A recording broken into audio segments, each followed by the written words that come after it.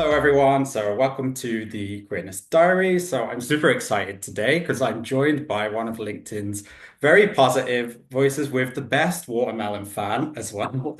So, hi, Justin. How are you today? Connor, I'm so well. Thank you for having me on board.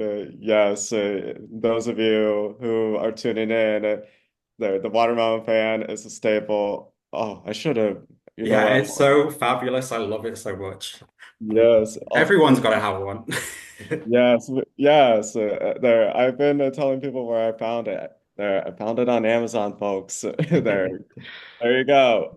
We all love that platform, even though we all deny it. Yeah. Like we do. That's where I found it. Yeah, it is definitely fabulous. I think everyone has to have, either a watermelon fan or something to remind us of the summer, especially as we're going towards Christmas and the end of the year. But I'm super excited today because we're going to delve into your Queerness diary and hear all about your fantastic chapters. And I think it's so great that we get to do this today because, like I said before, you're always such a radiant voice for people on LinkedIn, through being, the founder of Insight, you've got to share so many amazing stories and people, if they come across you on LinkedIn, they see, you've got so many people that you've met and you're such a fantastic voice on LinkedIn for spreading that positivity and letting people share their authentic selves. So I just wanted to thank you, first of all, for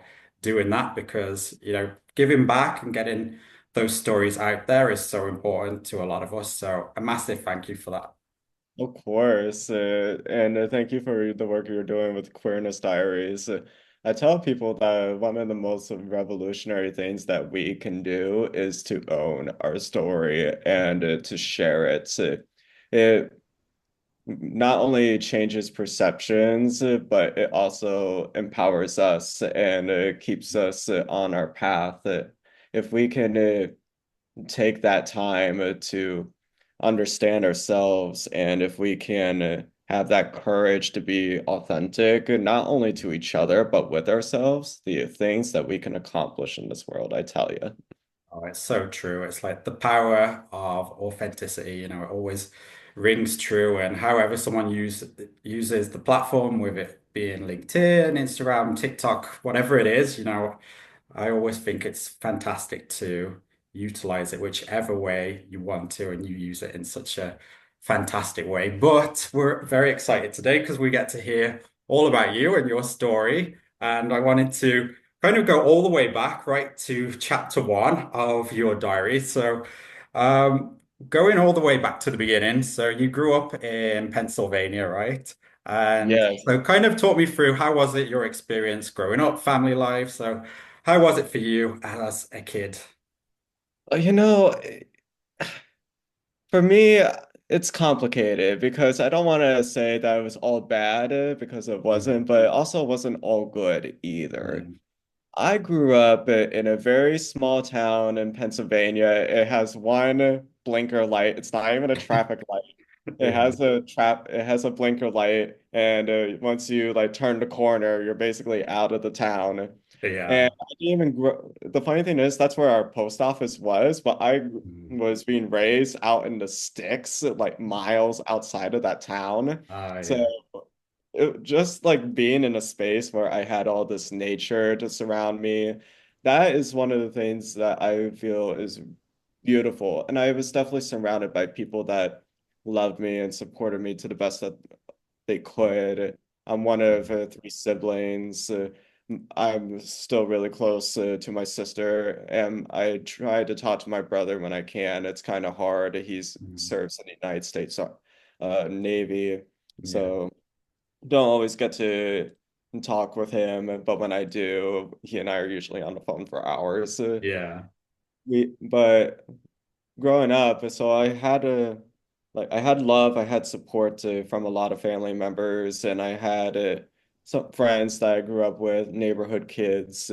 We used to ride our bikes on dirt roads, Yeah. and it was funny. I joke about this a lot, but there was a point where I had more cows for neighbors than people. And the Yeah. cows make great neighbors for folks. In case you don't Yeah. know, I know some of you might be tuning in from the cities, and for you, this is a completely different experience. You can't even imagine, but cows are sweet. And I'll never forget one time I was actually staying over at my grandmother's house, and she lived next door to a farm. Yeah. And the cows got out, and Oh, she pulled back the curtain of the yeah, like the it's living room surrounded. window. And there's a cow just looking right at us through the window. It's like chewing its cud and everything, just minding its best little cow business. So yeah, it was so much fun in many respects. But it definitely got harder, especially as the years progressed, and I started realizing, oh, wait a minute, I am definitely not whatever I'm supposed to be, whatever this system says I'm supposed to Yeah. be. And I knew that from a young age. I used to be very shy, painfully shy as a kid. I remember I crawled. They had to register me to go to school for kindergarten. Yeah. It's the level of like now we have pre-K. I didn't never went to a pre-K kind of class when I was a kid. Yeah. But I remember they enrolled me for kindergarten, and I crawled underneath the desk Mm. because I was so shy and I couldn't even like talk to the woman who was supposed to register. Yeah. Yeah, it was that bad. And it only just got worse as I got older because I was noticing like I'm different. I'm not as rugged as a lot of the other boys in my class. And then because I wasn't as rugged, I felt like I had to overcompensate. And then whenever I would get into like a playground scuffle or whatever, I would like go the extra mile and it would be like, Mm. and then it would reflect badly on me because it's like, why are you like why are you fighting and everything? Yeah. And yeah, I'll never forget like one time a kid was picking on my brother and I punched him in the face and like that did Mm. not go over very well at all. I'll spare the details, but just like all these like little things, you know? Yeah. And I remember growing up in this environment and always hearing the rhetoric that I heard from my parents, from my grandparents about gay people, and Mm. forget even the concept of trans people. Like trans was like so way out of left field. They didn't even know that what that was until ironically their soap opera started introducing the trans like back in like Yeah. 2010. Yeah. Like so for them, it's just like, oh, we don't understand. Like they literally look at it as like, why is this person dressing as something they're not? And why are these Yeah. people being with people who are the same gender as them? That doesn't make sense to us. Yeah. And and just growing up, I was internalizing a lot of that. I had a lot of shame. I had a lot of um, unresolved feelings that I was going through as a teenager. I got involved in theater when I was a kid as a teenager. And Yeah. it was a completely different experience because on one hand at home, I'm being taught like, hey, you got to obey scripture, you got to Mm. read your Bible, you Yeah. got to like be a man and you got to be tough and you got to do all these things. And then meanwhile, I'm in theater and I'm with people who are free and they just do whatever feels right for them. Yeah. It's like I was so torn and conflicted trying to navigate, okay, this is how I am, but here's kind of like what I want to be, but I'm terrified of being that. Yeah, I think especially when it comes to the art forms as well, like we find so much power in that creative freedom that we're suppressed in, in other areas of life. And especially, when you grow up going through school, especially in, these small towns, you're kind of raised with when you do feel different and you see everyone else kind of, at least in our minds, as a young child or going into adolescence, sort of following the traditional patterns of the town, I say in quotes, sort of these small towns. But then when you feel different, it can be very heavy, the weight on you, because it's like you start building up these layers. It's like almost a chameleon effect, and you just build up all these different layers to protect yourself and come across a certain way to someone else. And then it's like, well, who even am I, after a few years into doing that. And I think having an art form, whether it's theatre or music, to be able to express some sort of freedom is so important at that age because there is that feeling, isn't there, of just being slightly trapped and almost wanting to scream to people like, look, this is who I am. Love me for me, see the person. But when families have gone through many generations and it's always kind of been the same mindset and then suddenly you feel like you don't fit into that, it can be very overwhelming, especially emotions are roaring anyway in adolescence, but when you Oh add yeah. that onto it, it's a lot, isn't it? Like the burden, it almost feels like so much stress and you just want to kind of scream and say, this is me, see me as the person. But that's then part of our lives after that, kind of unmasking those parts and getting back to the things that were always in there within us as a kid that we kind of had to either dim our light slightly or change this to avoid feelings of rejection. And so, yeah, it's a process, isn't it, through adolescence? Yes, adolescence is so hard, and I have so much empathy for today's kids who are going through it right now because it is such a trying time, and it was hard for us. Yeah. I mean, Connor, you are only a few years older than I am, so I say that you and I are in the same generation. I'm on that weird cusp between Gen Y millennial and Gen Z. Mm. So Yeah. I carry like the thought processes of both, but then I also carry the quirks of both, which is a lot of fun. Yeah. And Yeah. but I remember even just like going through that and how hard that was. And now I have my younger sister who's a Gen Z, and Mm. all the things that she went through with what she was witnessing at school with the cell phones and everything. And Yeah. now it's just getting even worse for these kids in that regard. But I also think about how a lot of all these emotions that we go through as Mm. teenagers, all those challenges, those Yeah. are actually they're fertilizer in a sense. That's how I've Yeah. come to understand a lot of these hard times that we go through is Yeah.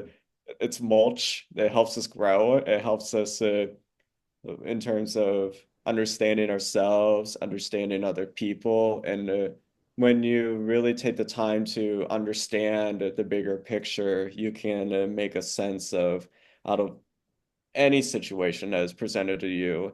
Yeah. It's also a very humbling experience because it reminds you, hey, I've been going through all these circumstances, but I'm not alone in this. There are other Yeah. people who are going through similar, if not worse things than I am. And instead of feeling isolated and alone and thinking that no one else can understand me, if Yeah. I can lean in and develop community with people who are going through circumstances and we can overcome these obstacles together.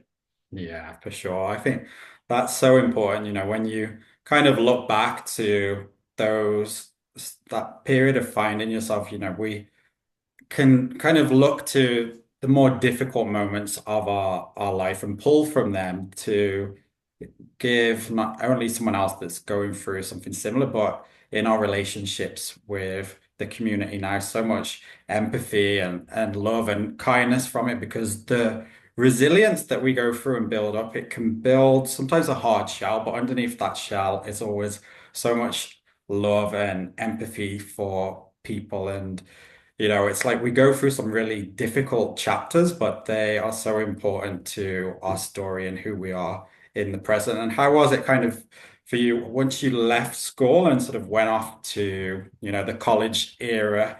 And how was it sort of finding yourself then and being able to sort of come on this journey to where you've been able to embrace all the aspects of who you are?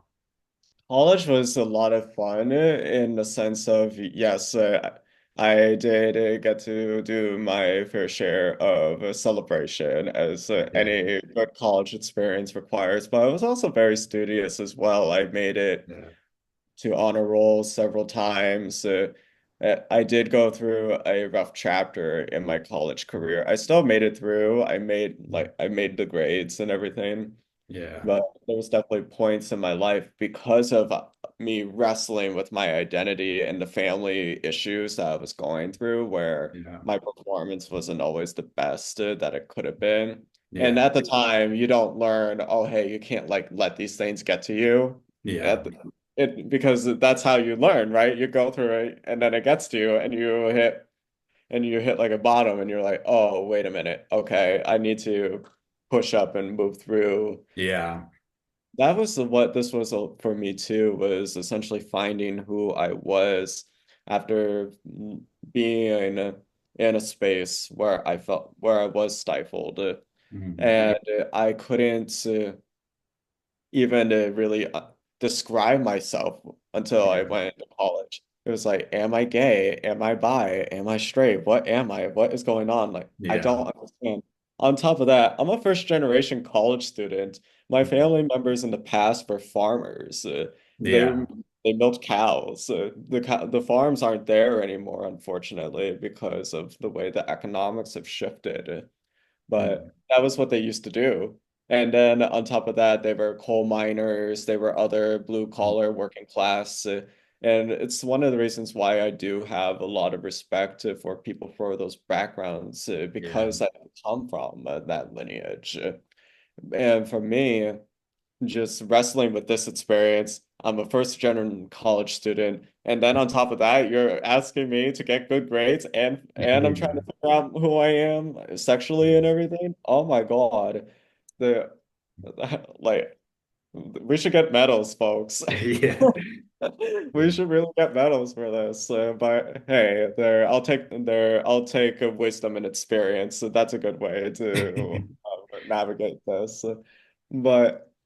Yeah, I remember even just as a college student, really telling people starting out, oh, because at this point I was starting to develop like relationships. I had my first, believe it or not, I had my first girlfriend when I was in college, and then also at the same time I was also having my first intimate encounters with men, Yeah. and it was a very like navigating this, trying to figure out who I was, wasn't easy. And for a long time, I even just called myself like bisexual or pansexual and Yeah. just was like trying to keep myself open while I figured out who I was. I Mhm. didn't get comfortable with calling myself gay until around 22, 23. At Yeah. this point, I had already done enough experimentation to really say, you know what? I like men. This is my cup of tea, and I'm gonna just own this. And that's not to shame. And I'm still friends with the woman who was my Yeah. girlfriend. And she like I'll talk to her and we'll like just like bombard ideas. We're both artists and creators, so we're always like bombarding ideas and giving Yeah. each other back. So she's so cool. I appreciate her. But finding out who I was essentially my college experience in the Yeah. midst of navigating family issues, family trauma. My parents divorced when I was 16. And the period that led up to that divorce was a lot of family issues, a lot of Yeah. arguing, a lot of fighting, and just like seeing the toll that that took on my family members and how my family members were choosing to respond to this trauma and everything. Was Yeah. that's actually one of the reasons why I got involved in my social activism because I noticed even as a kid, how I was being treated was Yeah. being reflected in the insecurities of other people. Yeah. And it that led me to the social justice work and what eventually would propel me into what I started doing for my career when I got out of college. Yeah, I think, when you develop that sort of passion and having an outlet, it's so important, isn't it? Whether it's journaling or whatever your passion is, I think it really helps. For me as well, it really helped to right through a lot of those times where I was kind of figuring myself out and what was, I didn't know where I was going, what I was even wanting to do as an adult, but it just helped me to write. And even if it was just write about my day, things that I would never read again, it just helped to have that sort of journal. And it's funny how things can then develop many years later, isn't it? It's something that you become very passionate about, that is very intertwined with something that may have come from a trauma or a dark time, but then you use it to have something that you're so passionate about in the present. We can pull things out of some of the more difficult chapters into a way that really motivates us for a better future. And I imagine, for you, it's a lot, when you're going through those teenage years and you navigating family life, finding yourself, getting grades, figuring out what Yeah. you want to do. And there's so much pressure on everyone anyway, but it's like we almost internalize a lot of it because there's also the expectations of other people, sometimes be it like family members or just that society puts on us. It's like, okay, we've got to smash this in college, but at the same time, I'm trying to figure out this and that and who I am. And gradually, I think it's a lesson in giving ourselves, grace and being able to find our own path in time. And I wonder for you how that sort of period has been for you, being able to transition out of those more difficult times that you went through in your adolescence to the present where, you're now able to work in your activism and have such a positive voice on LinkedIn as well, and how it's sort of influenced your abilities with blogging and storytelling and bringing that to life as well, because it's something you're very passionate about, isn't it? Yes. And I tell people all the time that I'm doing this work not only for the people that I'm spotlighting, I'm also doing it for me. Yeah. Transitioning out of college and into my professional life, that was interesting, I tell you. Yeah. Uh, we talk about giving ourselves grace. That was definitely something I had to learn how to do for a long time, and it took me a moment to get there. When I left my college career and I started professionally, it was in 2019. It was just a few months before the pandemic hit. And I remember I started out as a contractor Yeah. for government agency in the US. For those of you folks out there who don't know, I'm based in the DMV, the Maryland, DC, Virginia area. And at the time, I was in DC specifically. I remember I would keep a book of business. I had my client that I was working with. I was an independent contractor. COVID-19 sweeps through, and I was doing so well in that contract. They were thinking about renewing it to keep me on, but then they had to let me go because Oh, of the pandemic. And suddenly I'm spiraling. I was just starting out. I didn't have a savings, and I yeah. was working so hard to get out of my hometown and out of all these messy situations that I was in. I didn't ha I tell people all the time that a lot of us, I'd like to call us small town kids. We were trying to get away from a lot of the things that we are now seeing in our day-to-day lives happening on an international stage. It's the reason why I keep honing in on the fact that these situations are not just international and they're not just political, they're personal. Yeah. Was trying to get out of these situations and I didn't have a savings account. I was just Mm. gun-hoing it and trying to get the heck out. And when a crisis hits, you find out who you are mighty quick. Yeah. When so I have next to no savings. I am literally having to work odd jobs to make ends meet during a crisis. I was making Mm. deliveries on a bike. I bought a bike and it was one of those cheap little ones you would find at a Walmart or something like that.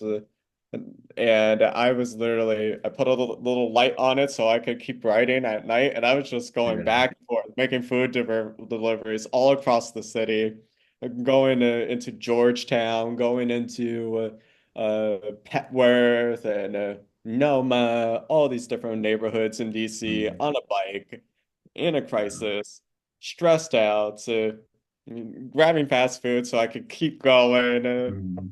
And I was doing it all so I could just stay in the DC area because Yeah. I knew somewhere deep down inside I had to be here for whatever reason. Yeah.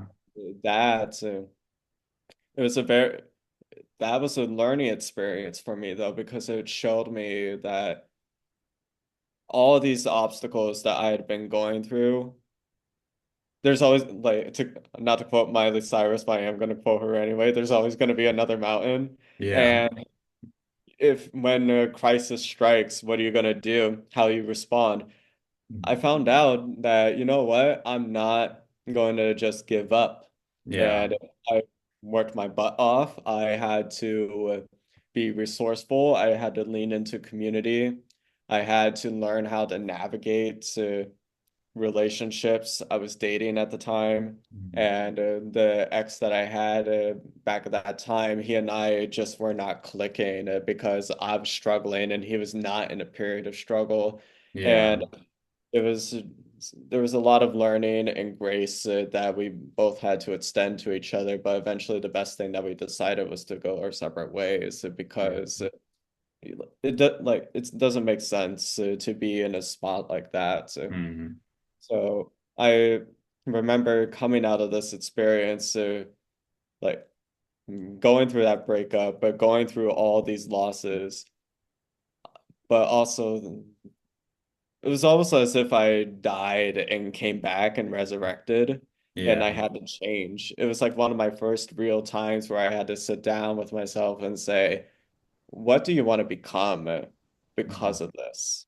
Yeah. Are you going to just fold? Are you going to just give up on everything, or are you going to rise to the occasion? And are you still going to be your own best champion? And that's what I decided to be.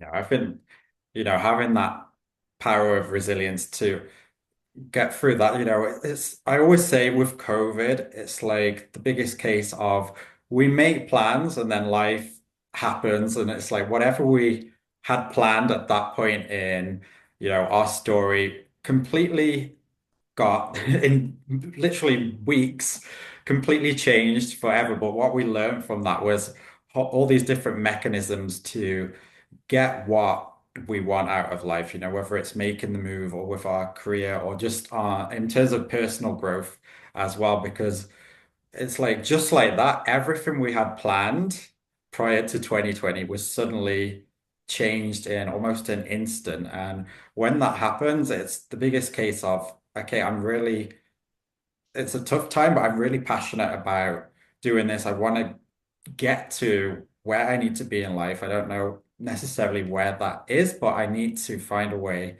to get there. And it was, I can't believe it's been almost 5 years now, but it's such a test to character strength and resilience and courage. And, for all of us that have we've come through with a lot of scars, a lot of wounds, but we've managed to get through a time where our story got completely shifted as we expected it to be.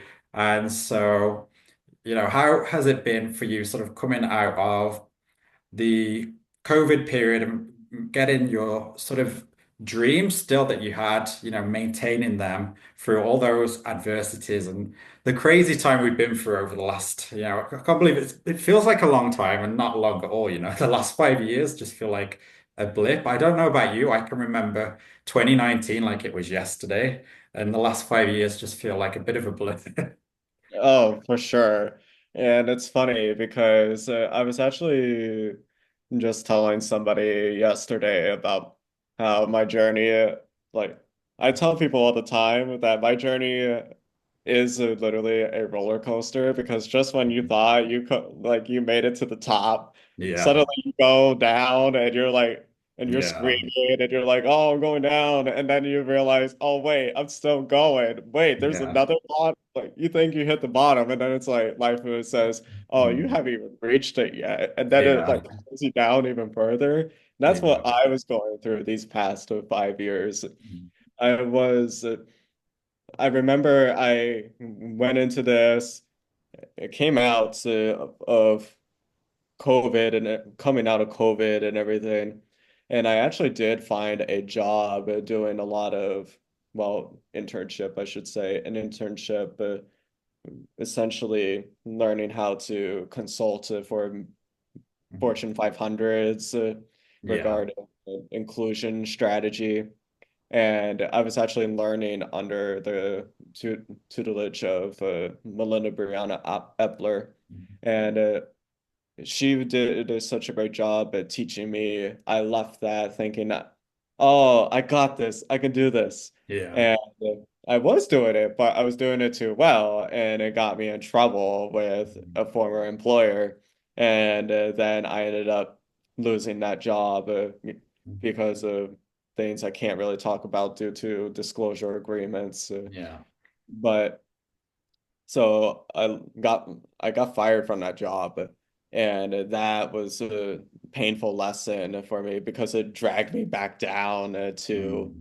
where I had thought I had just gotten out of, and then other Yeah. life things were happening again, and life Mhm. said, "Oh, you have again, you don't even know the bottom yet. Here, let me Yeah. show you." And then when I tell you, I when I hit that bottom, oh my goodness.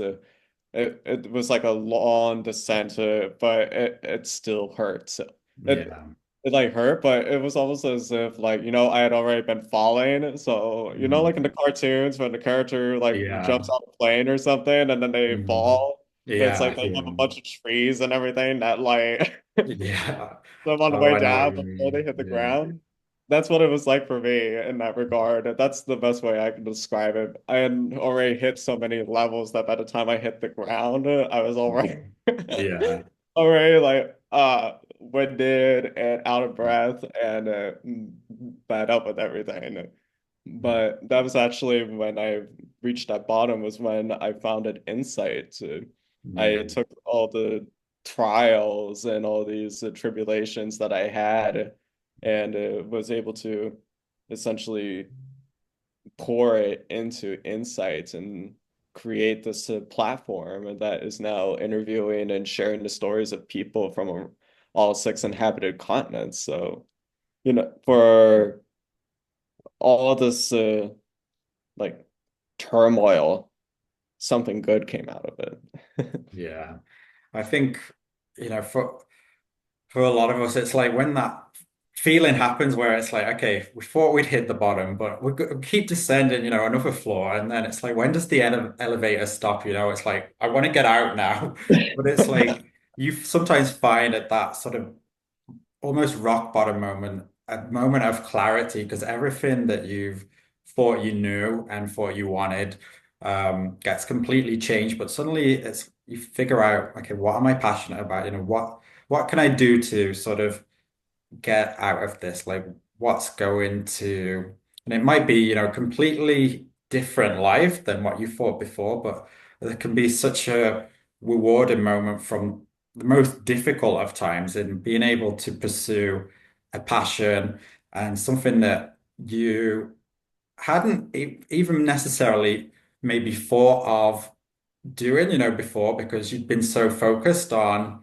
the trajectory that you planned with your career or wherever someone's going in their life. And then suddenly, life happens and it's like at those really dark moments, sometimes we get those moments of clarity that completely shift things. And then that can, whether it's a year, 10 years for people, a few months, it's so different for everyone, but it can turn into something that becomes such a passion project and something that brings so much light and joy. And so, how has it been for you to launch Insight, and how has it sort of changed as well for you since you've gotten out of that place with COVID from that rock bottom moment and on the trajectory you've been since? How has it been for you kind of finding your sense of self and where you are in the present, and also, I guess, for your sort of plans for the future. What would you say have been the main lessons that you've kind of learned for yourself with that? In honor of Queerness Diaries, it's funny because I kind of saw Insight just being my own little personal journal that I was Mm. publishing on. And at Yeah. the time, I was publishing on a Wits created platform, which I do not promote because of its certain affiliations with a certain state that Mm. shall not be named. But I remember I was still publishing on that, and it was just me, and I was putting my thoughts out there, Yeah. reviewing the content I was consuming, including books and music and TV shows, you name it. But also really just sitting down and saying, okay, what are these patterns that I'm picking up on with the content I'm consuming? Because at the end of the day, yes, I was a content creator, but I have a training in socioanalytics. Yeah.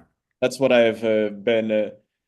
I'm a data analyst. I look at all these seemingly disparate pinpoints of that don't even look like they're connected, and I can draw the connections between them. And Yeah. that's what I did with Insight. And then, so I kept going with that. I remember just going with it. It was a recommendation for a friend, like a friend saying to me, all these hard times you're going through and all these things that you always like to talk about, why don't you blog? Because Mm. why not make Yeah. something out of this? And I'm like, you know what? You're right. Let's do Mm. that. And no one was reading it. No one was really paying attention about let's see, I started that back in March and I have to do math in my head. So like August, September, like October. So we're talking almost like 6 months Mm. later. Yeah. Like October 7th hits. And that's when a lot of things again change for us. We see what's happening in the news. Yeah. And I ended up getting involved in some activist circles regarding this particular issue. Mm. And I shared the content I was producing on Insights, and people, it caught their interest. They said that the feedback was positive. They said, "Oh my gosh, I like what you're talking about here," Yeah. and that bolstered the confidence for sure. Mm. And then I was actually I went through all these heartaches I had mentioned before, including oh my goodness, this is really my diary. Yet another breakup with a different person Yeah.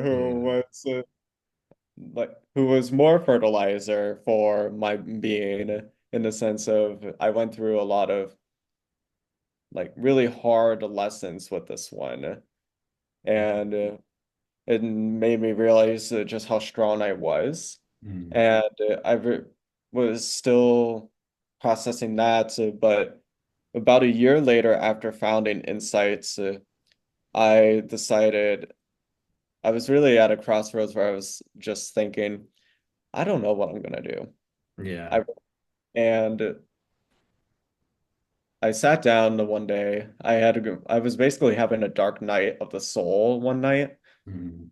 and I just remember like thinking like, hey, I have no idea what I am doing or why I am even here anymore because nothing I'm doing has worked. And I Yeah. mean, yeah, this blog is nice and all, but this blog is not like at this point is not providing what Mm. I need or anything. I'm just like, I'm lost. I woke up the next morning and was literally asking myself, why haven't I checked out already? Mm. I walked outside because I had to go to work. I work a retail job when I'm not doing this work to help make ends meet. And, obligations still have to be made. Mm. Bills still got to be paid. I go outside and it's cold. It's winter time. It's February. And I could feel like the cold on my face. I could feel the sun on my face too because it was Yeah. sunny. And then I started hearing birds chirping, Mm. and they were going like cheep cheep cheep cheep cheep cheep.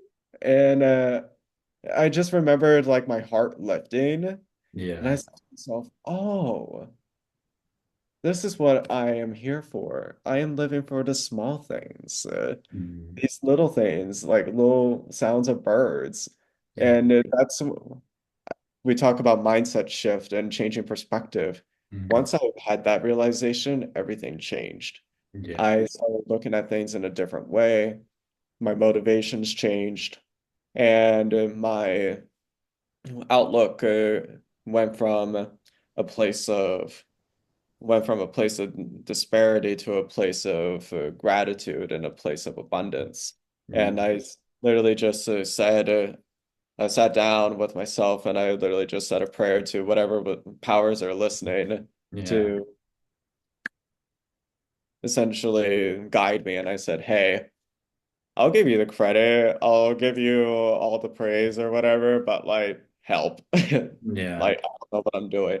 And Mm. then it was funny because at the same time when I was going through all of this, I was actually in talks with a author named Jackie Abram who's based out in the US.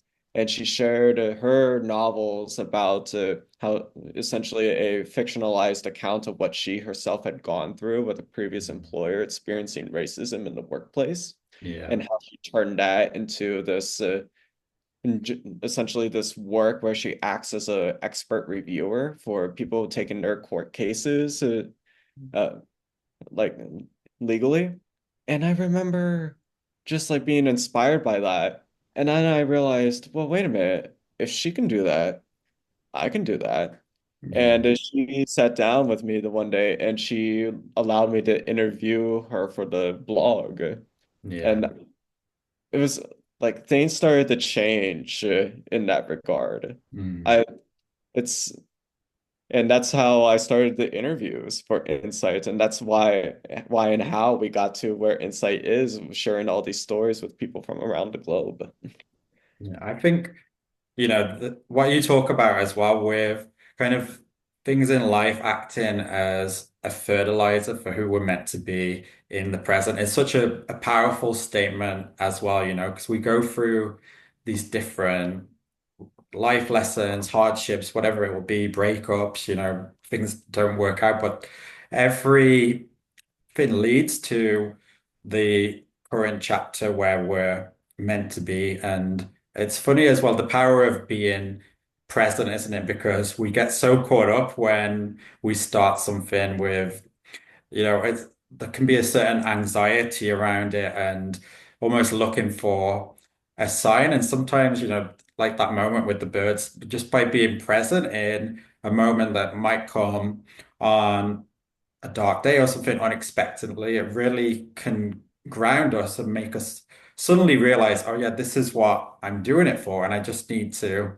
I always steal Nike's expression. I always say, just do it. We've Yes. kind of had that mentality through this year, but I think it's so powerful, the sort of presence that we can give ourselves by letting some of that anxiety go, because it's so easy to get caught up in the future and the bills and what we should be doing. And sometimes when we give ourselves that ability to be so present in the moment, then the signs can come so unexpectedly to give us, where we need to be going, what we're doing it for. And you've managed to build Insight into such a beacon of positivity, such a powerful platform. When I see your posts pop up on LinkedIn, I know I'm always going to get the authentic stories. And you have such a fantastic way as well of crafting your writing and storytelling. And I think that's something you can tell, all the words that you put out, that you're really infused in the people's stories, and you're such a fantastic writer. And so I have to say thank you again, for bringing that sort of light to LinkedIn. I think that's one of the great things about any social media platform is being able to use it how we want when we've got a passion for if it's storytelling, just bringing authentic voices out there.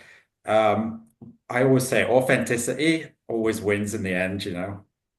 Yes, and it's so true, and I'm glad that it's resonating so much with people, and you can see it in how the responses have been.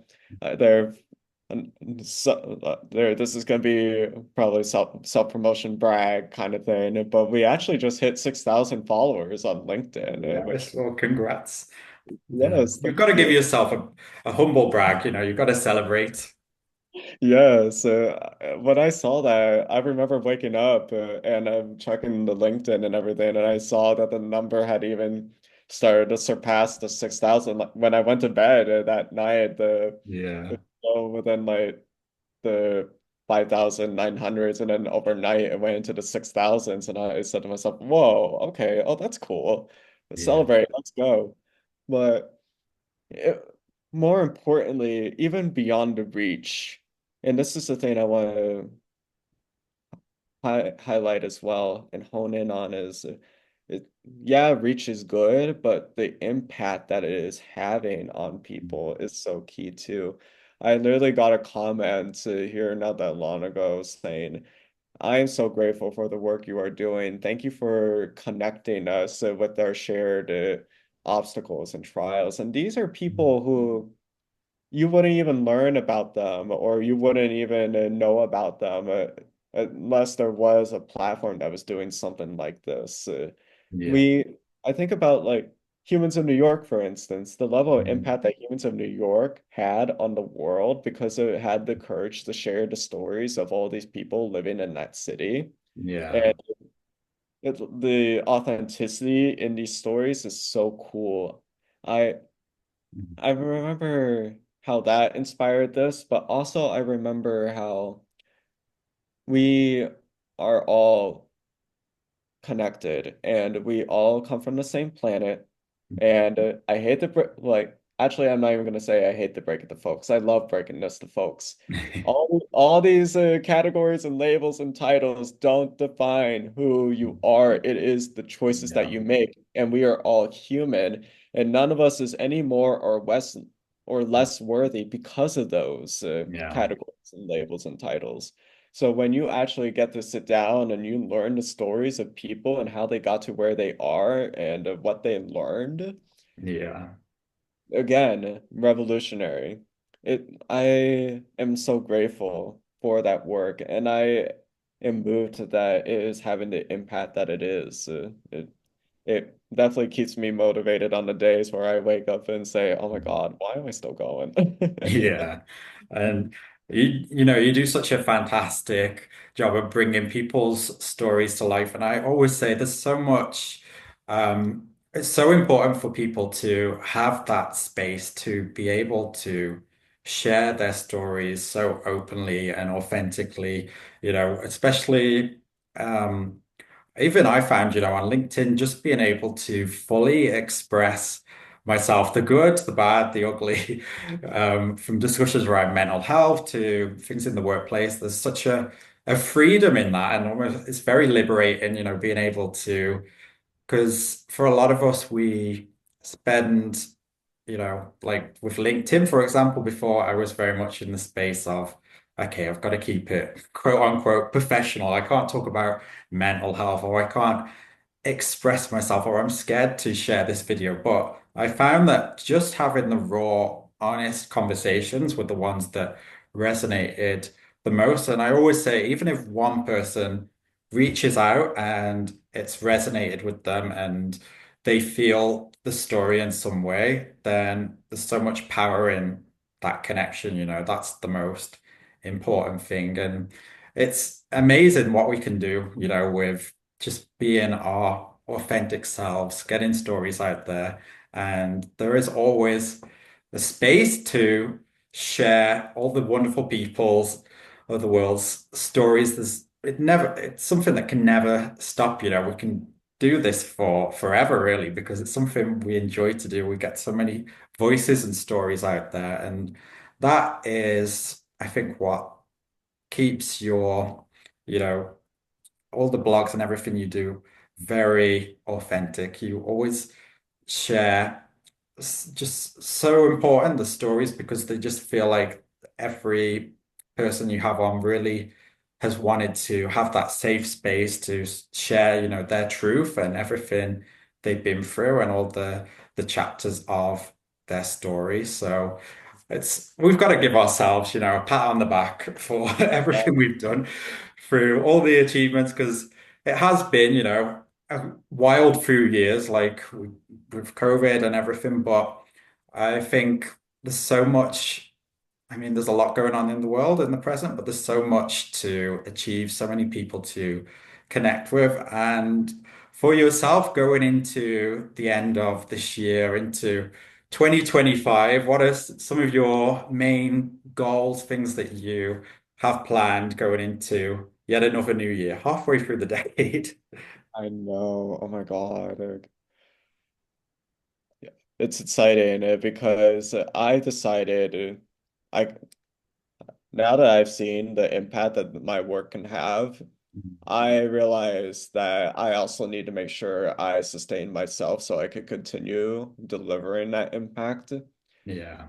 I'm getting ready to start my own consulting company, and I Okay. want to focus on honing the talents of young professionals who are still trying to figure it out, who maybe have an idea of what their gifts are, but they're not sure how they can use them. And I wanted to create a community where these people can come together and really spotlight their gifts and their talents and keep it global, just like Yeah. insights. Build these people up, build myself up in the process, Mm. help them create connections that they otherwise wouldn't have. Yeah.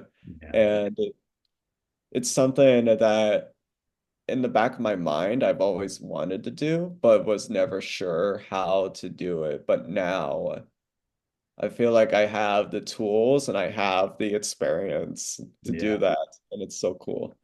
Oh, that's awesome. I think, when you go with your heart, the world's your oyster, there's so much possibility. And I think this year has gone so fast, but, there's been watching the evolution of you on LinkedIn and how everything's grown for you, that power, like I say, of authenticity is one that will continue to win and it's very exciting time. So I wish you all the success. I know you're going to have a fantastic 2025 and beyond with this. And so before we wrap up as well, I wanted you to well, yeah, pimp out your socials. Where can people find you? Where can they find insight? How can people get in contact with you if they have any questions and want to reach out with their stories? So where can we find you or your social platforms? Yes, so you can actually follow me on LinkedIn. Their insight is mostly done through me. So if you look up Justin Cobb on LinkedIn, you'll find me. You'll find my work. I do have a website, and that is www.justin, JUSTIN, site, SIGHT.com, and slash insights. That we also are on Medium, Spotify, and YouTube. Insight to W Justin Cobb. You can follow us on all these individual platforms. You'll get exclusive content that you won't find on any of the others, including interviews with other amazing folks who are doing their part to make a difference in this world.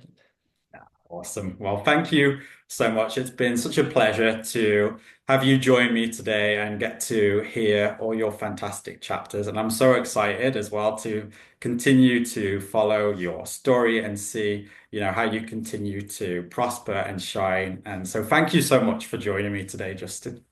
Thank you for having me on, Connor. I appreciate it. And thank you for doing what you're doing. This makes a difference. And folks, small things add up, show up in those little things, and everything else comes together.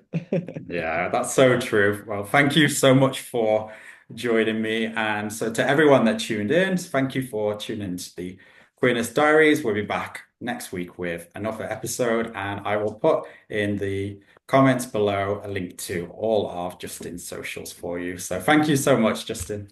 Thank you.